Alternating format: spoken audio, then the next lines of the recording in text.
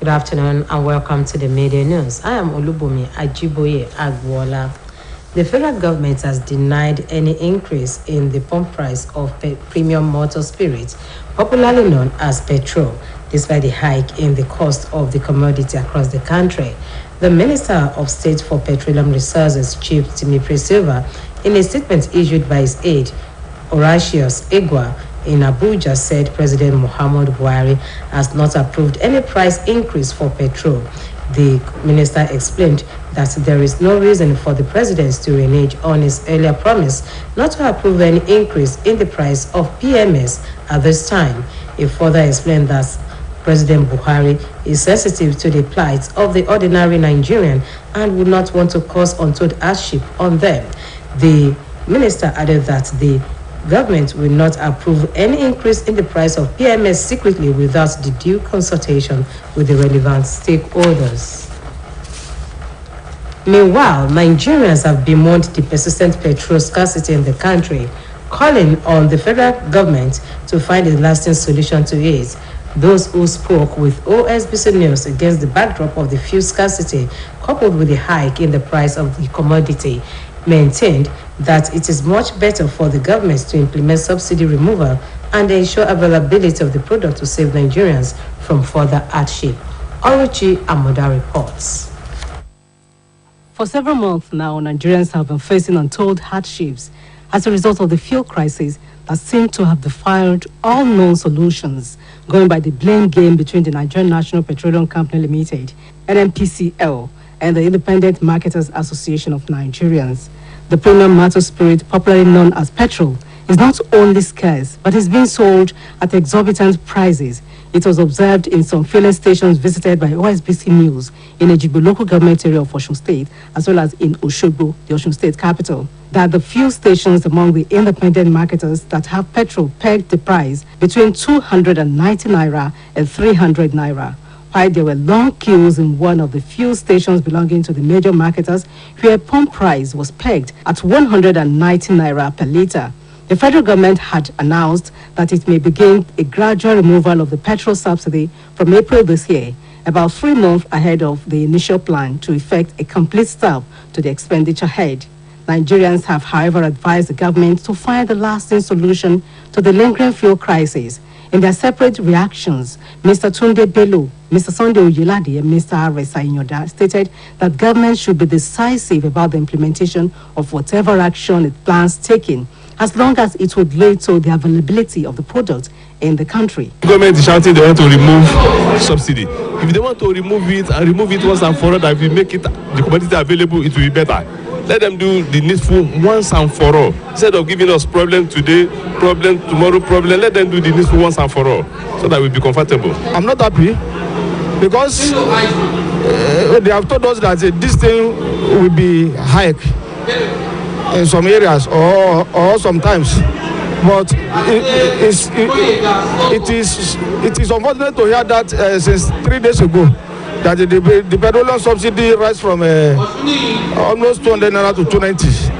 So it's very, very hard for us to migrate from some area to another. Reports say fuel subsidy gulped 2.565 trillion naira between January and August last year. Also, in the medium-term expenditure framework, the federal government proposed to spend 3.3 trillion naira on fuel subsidy between January and June this year. According to the Minister of Finance, Budget and Planning, Zainab Ahmed, removal of fuel subsidy is part of the federal government's medium-term plan in the budget.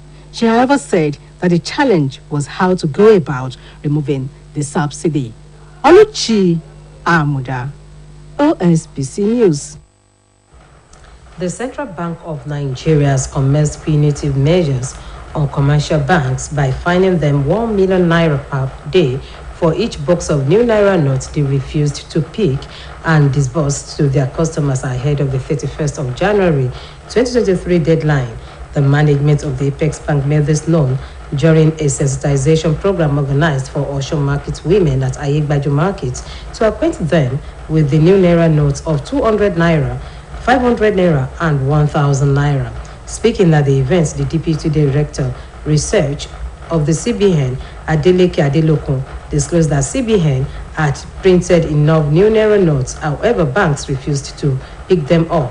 Meanwhile, the branch controller of CBN, Osogbo branch, Madojemo Daphne, who was represented by Adebayo Mashalape, disclosed that Nigerians hoarded the old naira notes to the tune of 2.7 trillion naira.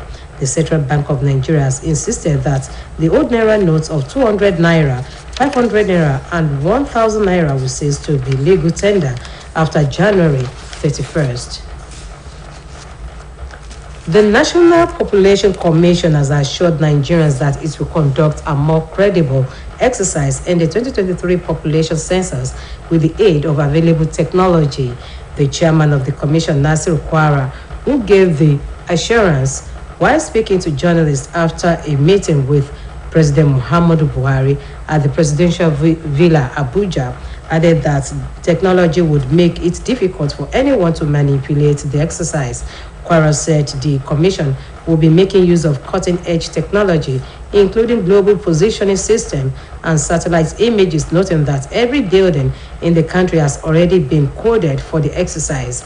According to the chairman, the demarcation of enumeration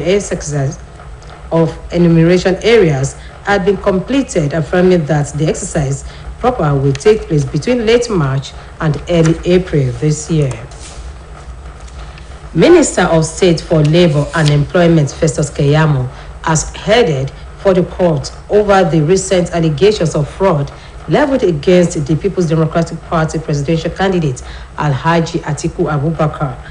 Keyamo, who is also a senior advocate of Nigeria and chief spokesperson of the All Progressives Congress Presidential Campaign Council, praised the Federal High Court, Abuja, to compel the Economic and Financial Crimes Commission Independent Corrupt Practices and Other Related Offences Commission and the Code of Conduct Bureau to arrest and invite the former vice president for interrogation for alleged money laundering. The minister, who is relying on the public revelations of a whistleblower and former aide to Atiku, Mr. Michael Achimogo, jointly sued Atiku, the EFCC, ICPC, and CCB. Keyamo's move followed the expiration of the 72-hour ultimatum he gave the anti-graft agencies to arrest, interrogate, and prosecute the PDP flag bearer over the allegations on how some bank accounts were used as special purpose vehicles to secretly divert and misappropriate public funds between 1999 and 2007, when the first defendant served as vice president of the Federal Republic of Nigeria. The People's Democratic Party has suspended some chieftains of the party in Ekiti, Enugu, and Imo states over allegations of anti-party activities.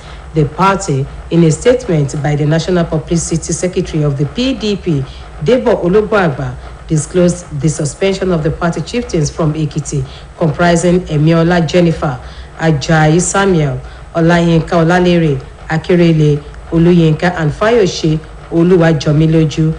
Others are Ayeni Fonsho and Ajijola Oladimeji. Suspended from Enugu State are former Governor Chimaroke Nnamani from Enugu State and Chris Ogu from Imo State. Olugboagba stated that all the suspensions were without further delay. And moving on to sports, the chairman of the Interim Management Committee of the Nigeria Professional Football League, Benga Elegbeleye, has described as wicked and cheap blackmail insinuations that the body collected 1 billion naira from a sponsor to run the league. There were insinuations in some quarters that the IMC got 1 billion naira to run the MPFL this season, and that Sports Minister Sunday Dare got 100 million naira as 10% of the money. Elegbeleye told journalists that those spreading such a rumor are cheap blackmailers. He explained that the body gave the MPFL money to run the league, let alone, he explained that the body did not give the MPL money to run the league, let alone the rumored 1 billion naira. Elegbeleye, however, indicated that 10 million naira was given to each club by a top-notch investment bank, who gave 200 million naira to the 20 MPFL clubs. He pointed out that the money was not given to the IMC, but it was credited directly to the accounts of the clubs. Moving on to the foreign scene, security forces have rescued 66 women and children who were kidnapped by armed fighters in northern Burkina Faso last week. Burkinabe security forces conducted a rescue operation and freed 27 women and 39 babies, children and young girls in the adjacent Center Nord region. The abduction prompted alarm from the United Nations, while the country's military government warned of a rise in attacks on civilians. It will be recalled that armed men had last week seized the women and their children outside 2 villages in the district of Abinda in the Sahel region's Somme province. Several government and security officials confirmed the news in Ouagadougou, the capital of Burkina Faso. Meanwhile, armed rebels have occupied territory in the country's arid and mainly rural north, executing hundreds of villages and displacing thousands more in the process. Still on the foreign scene, Greek police authority says they have made 7 arrests while breaking up a network trafficking illegal migrants on the Turkish border. It further said that the suspects were due to appear before the public prosecutor in the city of Thessaloniki, where they were detained on allegations of illegal transport of at least 155 foreigners since last August. According to police, the migrants were secretly put in vehicles and smuggled across the border in an operation netting the traffickers some 300,000 euros, as each paid 2,000 to 4,000 euros without specifying their nationalities.